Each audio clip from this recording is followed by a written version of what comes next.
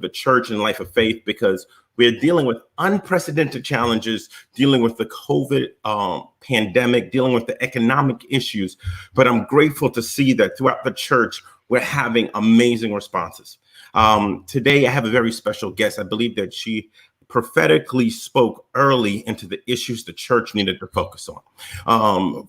4 years ago, when she became the Missionary Supervisor of the Western Episcopal District of the African Methodist Episcopal Zion Church, she boldly declared that our focus would be mental health. At that time, mental health was deeply stigmatized. It was not a focus.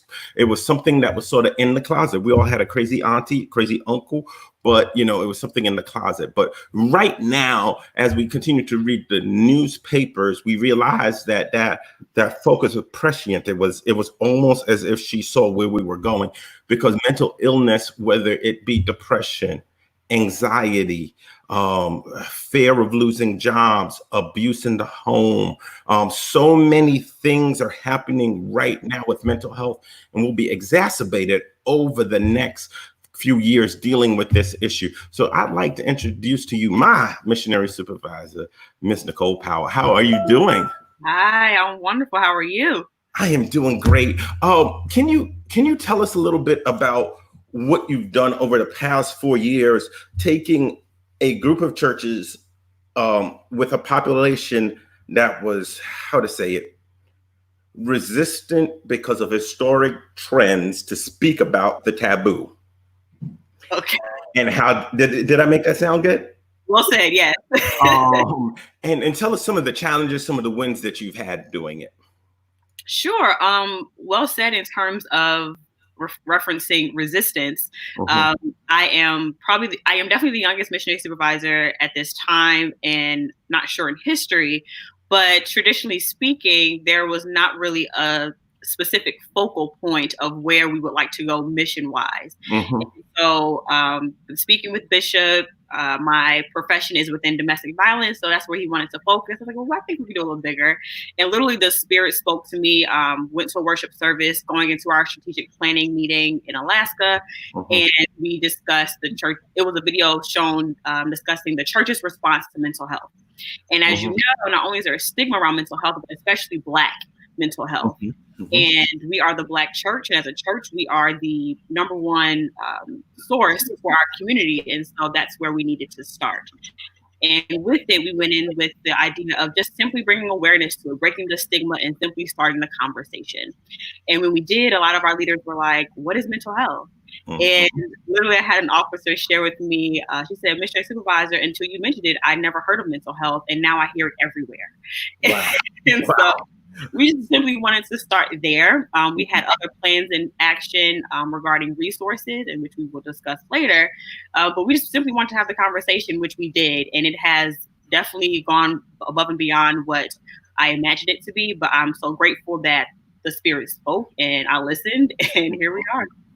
What would you see as the strongest positive to happen out of this initiative over the past 4 years? As a pastor in my area, I feel like the real blessing of this program is, since this pandemic has happened, I've been able to refer 3 or 4 people to correct trained resources to deal with issues that are beyond my scope. So I'm grateful for your leadership on that. But can you tell us what do you see as the big wins that happened in the last 4 years? Oh, big wins would definitely be us recognizing our limitations, and like you said, referring people out. I think a lot of the times we automatically assume that our pastors have the answers to absolutely everything. Mm-hmm. And it's okay for us to say, no, they don't. Mm-hmm. And it's okay for us as a church to say, this is where my knowledge begins and this is where it ends. And this is where I can now connect you to. And so what we've also been able to do is simply grow our churches as this, which is a focus point. As Christians, we are, and as missionaries, we are to bring people closer to Christ and build the kingdom of God. And that's what we're doing by opening our doors, our eyes, and our ears, and having that awareness that this exists, and also within our churches. And so it's also presented a safe space for people who are already a part of our churches, and bring people in to our churches to let them know this is what the conversation is. And we welcome everybody. So that's one of the biggest wins I can see from this so far. So we know that you are not just defined by your role as a missionary supervisor. You are so much greater than that. And I know somebody's probably going to send me a text message. What do you mean by that? Send me the text. I'm not going to answer. Can you tell us the work you're doing with the Delaware County Domestic Violence? Because I think understanding that we are multidimensional people and the work we're doing impacts more than just the church is so critical. So can you tell us more about that? Sure. So I am the community education manager for the Domestic Abuse Project of Delaware County, which is located in Media, Pennsylvania. So we service the county. In most states, there's a domestic violence agency for every county represented. And there I simply do community education and outreach to colleges, universities, churches, high schools, middle schools, and anyone who's willing to hear and learn more about domestic violence and what we do as an agency and providing those services. Mm-hmm. And I love it. It has definitely encouraged and enhanced my position as a supervisor. Mm-hmm. I never thought myself as a public speaker, even though I come from a lineage of preachers. Mm-hmm. But it has definitely enhanced me as a supervisor within the church. And we are now transitioned, of course, as most, to our online platforms with social media and providing domestic violence education there. And we're continuing to learn and grow. Mm-hmm. And we have been able to broaden our scope to not just our county, but nationwide. So a great appreciation to our church to my church family for supporting that, even in that role for myself. One of the things I've been reading, particularly in the New York Times, Wall Street Journal, Washington Post, is a challenge in the pandemic has been domestic violence. Mm-hmm. We have children, husbands, wives that are in abusive homes. What is the trend you've been seeing, and what are some of the things that we can do, particularly from a church perspective, to help people in these situations? Sure. So contrary to popular belief, our records from my agency have shown that actually our hotline calls have declined at least 30%. Oh, wow. Right. Mm-hmm.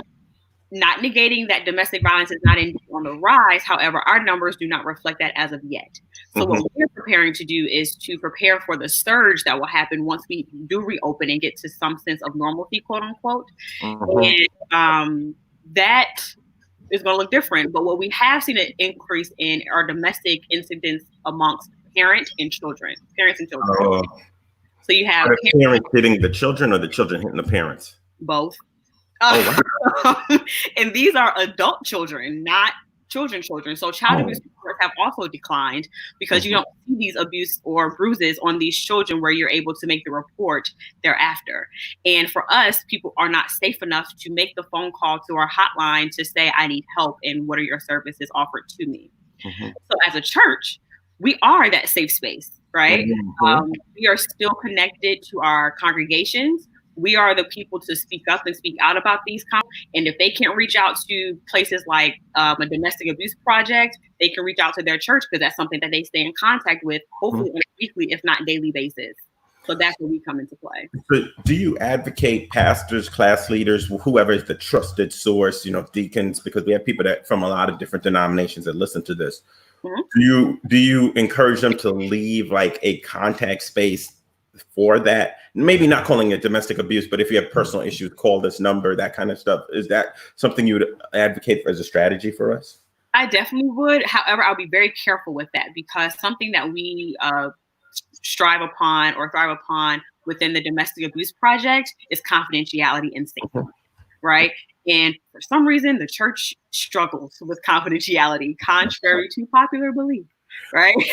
But as ministers, we should have been trained. We're picking my words. Should have been trained about being being mandatory reporters, and B, having like client-patient privilege and confidentiality. And if you are listening to me as a leader in the church, these are two things that you can be legally liable for. Okay, continue. I'm sorry. Well said, Pastor Smith. Absolutely. But I would definitely have it as a resource for churches or congregants to reach out to their leaders of their churches to have that safe space to speak about their experiences if needed, if they cannot contact a local agency. Because again, the church is a familiar and reliable source. So that's where we Yeah. So I have a question for you. What do you see as a future hotspots for mental health coming up? Right now, I serve as the Human Relations Commissioner for Palo Alto, and I'm hearing everything from job anxiety, financial anxiety, depression, sort of what you covered with the familial issues. I know we did sexual abuse last year. In your conversations across the denominations professionally, where do you see as some of the possible hot buttons coming? And before I go, if you have any questions for myself or the missionary supervisor, please put them in the comments right now so that we'll be able to ask them for you. So. Sure. Hotspots we see, surprisingly, PTSD, post-traumatic stress disorder from these experiences, not from just being in quarantine, but also with our persons who are considered essential. So healthcare providers who are seeing people experience COVID-19 on the forefront, them having PTSD, anxiety as states and counties are slowly but surely reopening diseases. So anxiety when they go out, based off of other people maybe not being as health cautious as they go out. We're seeing a lot of people who are experiencing anxiety or panic attacks in terms of wanting to go out into stores or being in stores and just not feeling safe. Just a weird space, you know. Be careful of being depressed as it relates to isolation. It's a lot that we can see in terms of hotspots. You know, one of the things I'm seeing a lot of is anxiety. And the reality is a lot of people don't know what's next, whether it's with employment, when can I leave my house, whether what can I do? And is there anything you could recommend to us as a church, as leaders? Are there resources you could talk to us about to really start saying, hey, let's point some folks that we see have acute anxiety or above normal anxiety in our Zoom groups and different things? Is there some resources, some things you'd recommend us to point them to?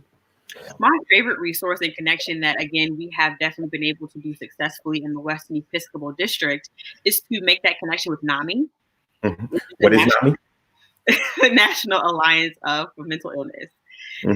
And NAMI.org is an amazing resource for every mental health diagnosis we can think of or experience. That's the number one resource, short, plain and simple, straight to the point. Self-care tools are big right now. What do you provide self-care? Your community, who are you connecting with or reconnecting with to help get yourself through these times of being isolated and in quarantine with either by yourself or with loved ones. And they have a lot of resources around how to cope during this time around anxiety. I have a great question from Sylvia. She says, what can we do for nurses and first responders from our church, so our local community, once this eases and they're back in our churches? Sure. So for nurses and first responders coming back into the church, because right now their time may be very limited and the time that they may have to themselves, they're spending to genuinely rest. And so once things kind of ease down, which I don't see in the near future. Once things ease and they come back to the church, again, providing that space to be safe for them to open up and have the conversation. Allow them to share how they felt in their experience, validate their experience and emotions, which we tend to really do less of. Also, telehealth is definitely available. Thank you. Connect with different resources regarding counseling. I think people are now enhancing their counseling services to service those who are considered to be essential workers during this time. So again, provide the safe space to have the conversation. Identify people in our churches. We may not even know or be aware of the people who are counselors in our churches and are qualified to have these conversations. So tap into those resources. Go across to the A.M.E. church, the Missionary church, the Baptist church. Because they have a greater resource than we do, and rely on one another to support each other, literally. So, you know, one of the words that have been thrown around a lot, and you just said it, was this concept or framework of safe space.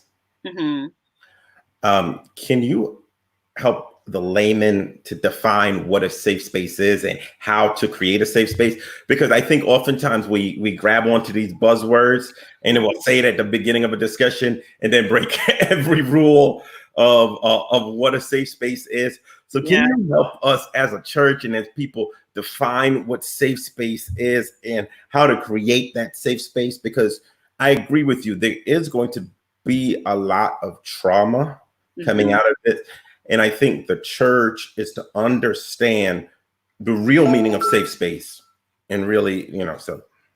Absolutely. In layman's terms, safe space is literally a non-judgmental listening space. So don't go into it on the receiving end of responding. Some people aren't really looking for you to respond. They just simply want someone to listen. That's first. And two, again, validating how they feel. I'm a social worker by trade, so we use the phrase trauma-informed care. And what that simply means is instead of asking, well, what's wrong with you? Well, what happened to you?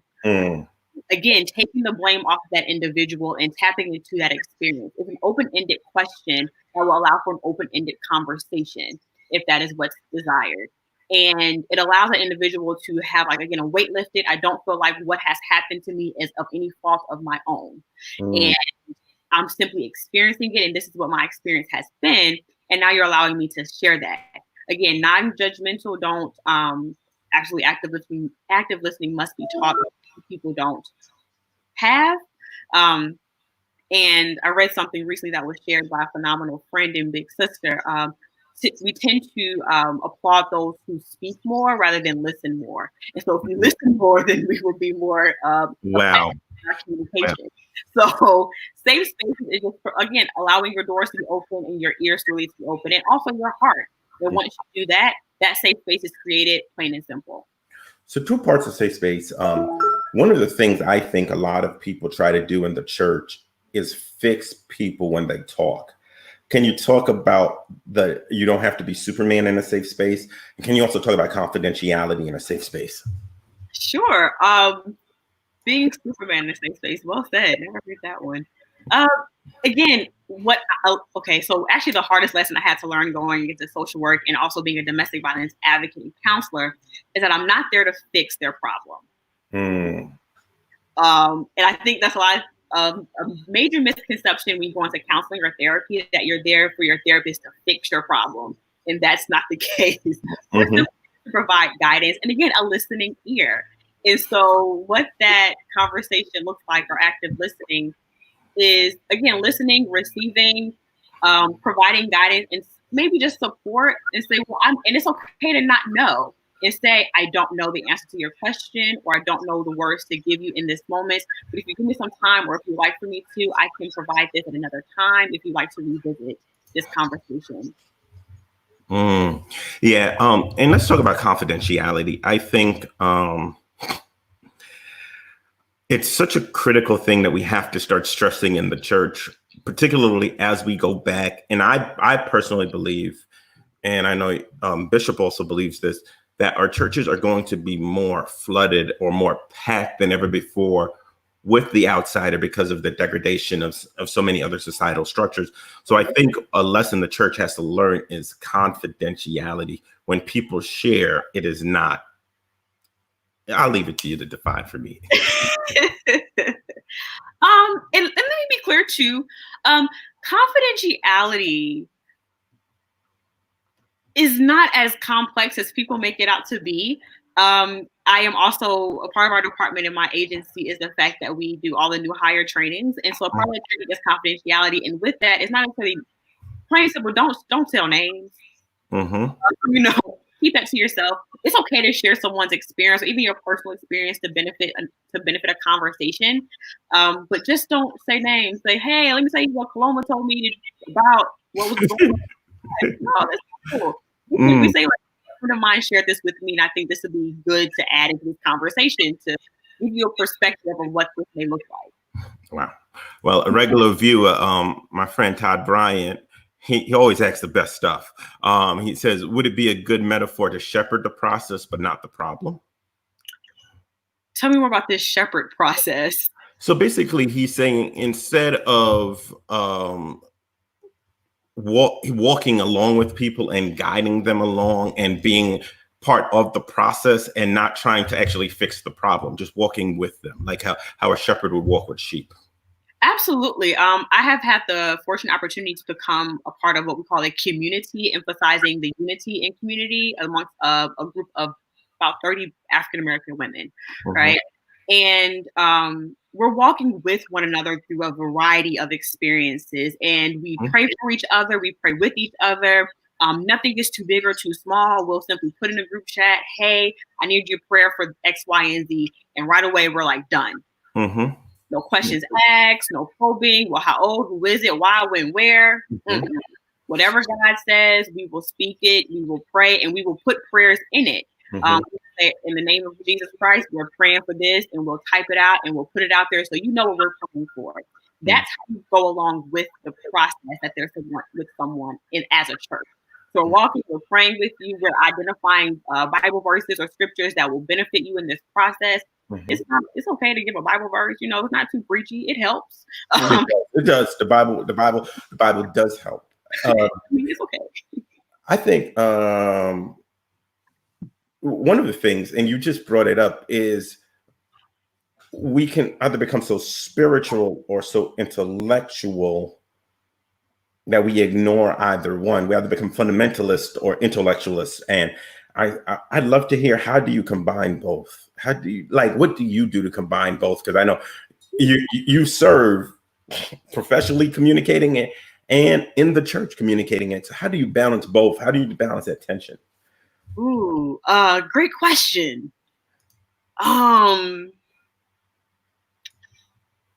Yeah, balancing intellectualism and scripture is not hard, actually. I mean, I think you have to simply humble yourself. That's been a piece of the conversation we've had a lot lately, as we concluded the book of Romans.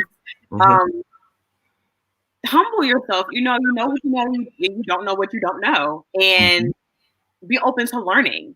Not go in assuming that you know everything, which I think is a big piece of the mental health awareness initiative as well, that we're learning a lot. And we're sharing what we did not know prior to and how we can then bring this into the forefront. And again, knowing your boundaries and your limitations. And once you identify with that and humble yourself accordingly and then present it as a collective, then you can go further with that, with the Bible. So again, humble yourself and know what you don't know in the Bible. You do or don't know, intellectually speaking, right? And bring them together in a respectful and tactful manner, and everyone will grow from it. Right. So we're almost to the half an hour point. And I want to ask, where do you see the missionaries and the mental health initiative going for the next quadrennium? I know we haven't ended this one. We don't know when this one will end. There might be a 5-year quadrennium. Who knows, right? But what do you see as the next steps, short term, midterm, and long term? Oh, short term, midterm, or long term. So during our last missionary quadrennium, the Mental Health Awareness Initiative was awingly received very well. So we have officially entitled the initiative "Dare to Be Well," based off of Bishop's "Dare to Believe" for the Western Episcopal District. So we are daring to be well. Short term, again, continuing to break the stigma and have those long-lasting conversations about what mental health is and those dynamics. What we have done in our Episcopal area is identifying specific focal points. As you mentioned, California Conference had focused on sexual assault. And we're wrestling with the fact of whether we should continue that conversation because it's such a heavy topic, right? Question for you. How is sexual assault playing out in this pandemic? I don't have visibility to it, so I don't know. So I'd love to hear this before we go to the rest of it, but I'd love to hear your thoughts on your experience. Similar to a lot of things, sexual assault may be on the rise during this pandemic. And that's something that we will have to tackle thereafter. How do we support people in their experiences as it relates to having been quarantined potentially with their abuser? There's such whomever is sexually assaulting them. And as a missionary society, we are departmentalized by age groups. Mm-hmm. And we hit our buds, our youth, our yams, and our parent body all the same. And what our buds may experience are different from our youth, and they do have experiences. But again, that has to be validated, especially as it relates to sexual assault. And it's not just physical sexual assault; we also have that digital component now, right? Which is the predators online. Yeah, predators online, even with your partners, how they're exposing you online potentially or through technology. We kind of had that conversation last night too. If you didn't join in, tune in tomorrow night. Shameless plug. Yeah, we're gonna have you plug it all in a second. And so short term, again, breaking that stigma, having that conversation, sexual assault during this time is definitely a concern. And again, it's just a matter of preparing for what it will look like once we are able to come back as a collective, again, to some sense of new normalcy. And how do we confront and have that conversation thereafter, bringing in resources, bringing in people who know and specialize in these conversation topics, and having them guide us thereafter. So, and I know some of these answers, but I'm asking because a lot of people don't know. What was the heaviness of this conversation leading into this? Because I think the church is scared of heavy conversations, and the fact that we've spent a year going through this and having a heavy conversation, I think it's important to expand that experience to others so they can understand that if things don't go exactly the way it should in the beginning, there is a process you have to go through. Right. I think first of all, we have to really understand we're not having the conversation to tell people to have sex. Like, I think that's the major misconception. Oh, we talk about sex and we're talking about telling people to have sex. No. That's not what we're doing. We're talking about the abuse of it. Yes, we're talking about the misuse of sex, okay? And how it impacts the person who is being misused, right? Or violated in that moment or moments. And it's okay to have the conversation. The heaviness comes with the layers that go with it. And there are so many ways that sexual assault can be, again, misused, or sex to be misused, I should say. Again, you have the digital piece. Human trafficking is becoming a humongous undertaking for everyone. That's a piece of it too. And another uncomfortable conversation: sexual assault within the church. Heavy. No. Let's stick there. I mean, people in position of power, particularly in a patriarchal society, in roles such as pastors, clergy, have been abusive to minors, and minors, same sex, and women. And it's a significant part of the historic distrust of the church. We don't talk about it as much in the Catholic Church because they got caught more. I think if we pull all the sheets back. Okay. So I think it's so critical that we do bring that up and really talk about it, because in the church, there is serious issues around even the power dynamics and how people abuse those power dynamics. And even switching it, again, I come from a lineage of pastors. My grandfather was a pastor. My brother's a pastor. My dad's a pastor. All of my uncles, with the exception of like one, is a pastor or preaching. And so it's even the sexual assault against clergy among, Talk about that. Those inappropriate messages. My word. I love the fact that I have an attractive father, but bro, like, I'm done. These senior saints they ain't that saved.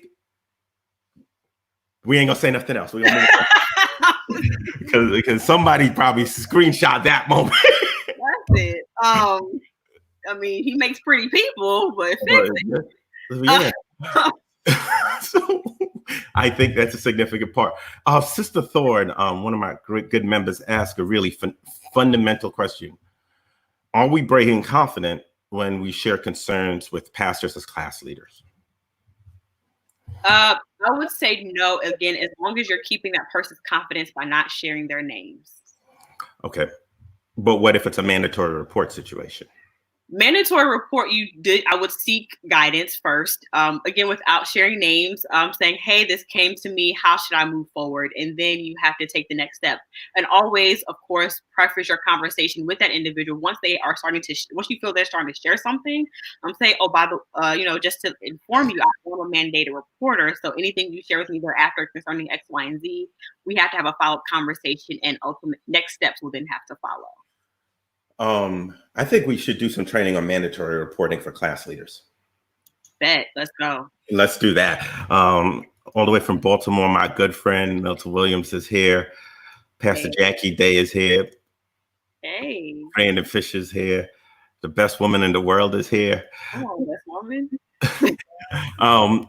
Okay, so we've talked about like sort of short term, but where do you see us in 3 or 4 years with this? If you could vision out what would be in 3 or 4 years as a final piece, let me know. Long term, when we initially brought up the mental health awareness initiative, we had the development or establishment of clinics. Mm-hmm. And that is to, again, bring people the accessibility to healthcare. Mm-hmm. And a lot of people with mental health do not have healthcare provisions available to them. And so based off of my experience as a graduate student at the University of Pennsylvania, shout out. Mm-hmm. That's a good school. That's one of them Ivy schools, I remember, right? Yes, sir. All that Ivy League money. Yes, I know. Yes, we as a student, it was a student-led and ran clinic literally in the basement of a church. And we were paying this church to have this clinic in their basement once a week, every Monday evening, for people in the community who do not have access to healthcare. Mm-hmm. That's long term. Even more long term, this is the denomination thing. We can have a clinic in every A.M.E. Zion church if we need to. Well, I think your vision becomes very critical, because one of the pieces that people are not processing right as of yet is that local, state, and federal government budgets are going to be under tremendous pressure for the next 4 to 5 years. Mm-hmm. So a lot of our social services and things that we have access in our community will not be the same. So the church's role as a social service entity is going to be critical, particularly in African-American communities and particularly around mental health. So I think this is something that we really do need to pick up as a mandate. As we close out, do you have anything you want to tell the people? Anything at all without me? Oh, sure. So, again, as I mentioned earlier, outside of ministry, which actually I consider my ministry as well. So the Domestic Abuse Project of Delaware County, we do social media, Facebook Lives every Tuesday and Thursday evening at 8 p.m. Please join us. Again, thank you. What time zone?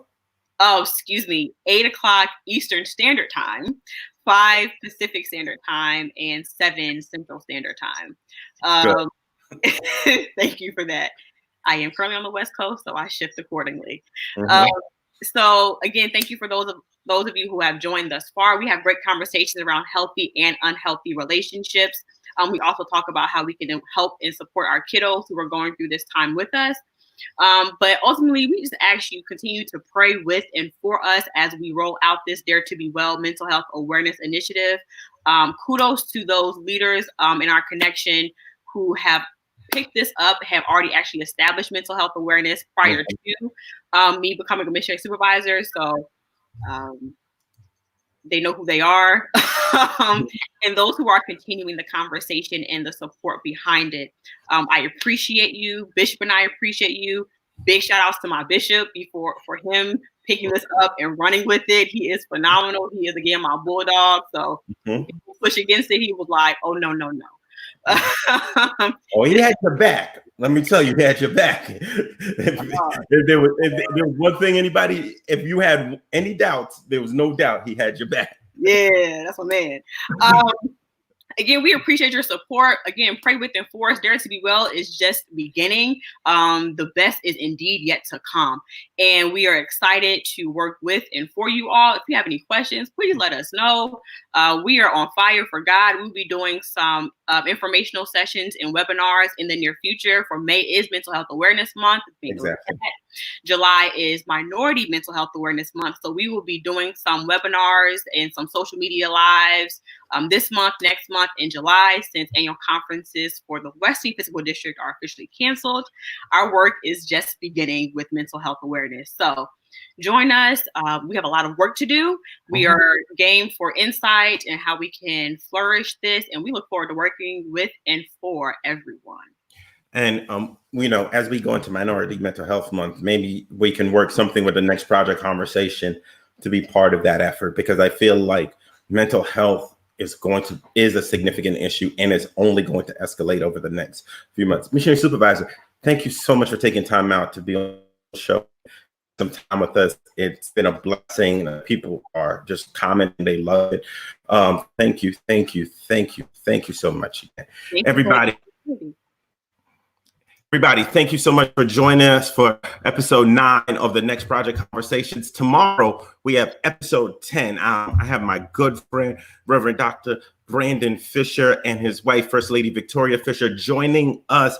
And, one of the things people come to me is they say, how do I do media in this space? I think a lot of people make the mistake. They think it's about the technology and all the other stuff that is it. But I'm here to tell you, content is critical, creativity is critical, and how you communicate. This ministry that they're doing in Sacramento right now, what they've put together on a weekly basis, is not a bunch of talking heads or Zoom calls. It's really revolutionary ministry that reaches across generations, from all the way from youth to Sunday morning to dinner to I can't wait to introduce this to you. I'm telling you, if you are in a church, if you have a pastor, if you are doing technology and you feel frustrated after 8 weeks of having to create content, tomorrow is the show for you at 12.